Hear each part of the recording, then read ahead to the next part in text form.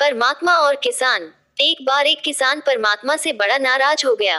कभी बाढ़ आ जाए, कभी सूखा पड़ जाए, कभी धूप बहुत तेज हो जाए तो कभी ओले पड़ जाए। हर बार कुछ न कुछ कारण से उसकी फसल थोड़ी खराब हो जाए। एक दिन बड़ा तंग आकर उसने परमात्मा से कहा, देखिए प्रभु, आप परमात्मा हैं, लेकिन लगता है आपको खेती बाड़ी की ज्यादा जानकारी नहीं है। एक प्रार्थना है कि एक साल मुझे मौका दीजिए, जैसा मैं चाहूँ वैसा मौसम हो, फिर आप देखना मैं कैसे अन्न के भंडार भर दूंगा। परमात्मा मुस्कुराए और कहा, ठीक है, जैसा तुम कहोगे वैसा ही मौसम दूंगा, मैं दखल नहीं करूंगा। किसान ने गेहूं की फसल बोई। जब धूप चाहिए तब धूप मिली, जब पानी तब पानी। तेज धूप, ओले, बाढ़, आंधी तो उसने आने ही नहीं दी। समय के साथ फसल बढ़ी और किसान की खुशी भी, क्योंकि ऐसी फसल तो आज तक नहीं हुई थी। किसान ने मन ही मन सोचा, अब पता चलेगा परमात्मा को कि फसल कैसे करते हैं। बेकार ही इतने बरस हम किसानों को परेशान करते रहे।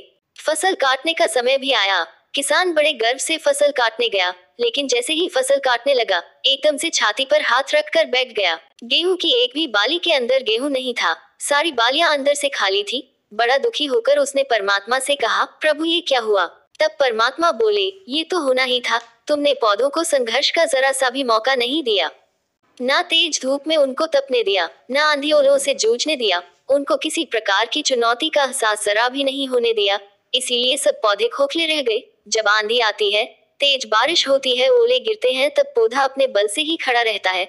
वो अपना अस्तित्व बचाने का संघर्ष करता है और इस संघर्ष से जो बल पैदा होता है वही उसे शक्ति देता है, ऊर्जा देता है, उसकी जीवत्ता को उभारता है।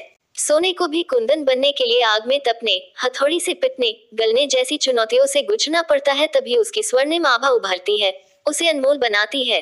उसी तरह जिंदगी में भी अगर संघर्ष ना हो, चुनौती ना हो, तो आदमी खोखला ही रह जाता है, उसके अंदर कोई गुण नहीं आ पाता।